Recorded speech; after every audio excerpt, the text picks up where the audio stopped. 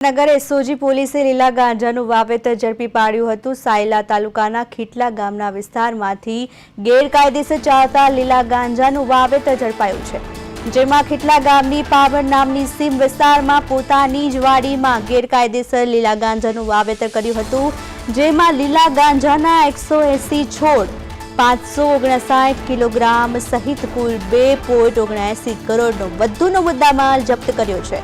आवड़ू मोटू लीला गांजानु वावेतर थयुं पण स्थानिक दजाड़ा पोलीसने खबर पण ना पड़ी।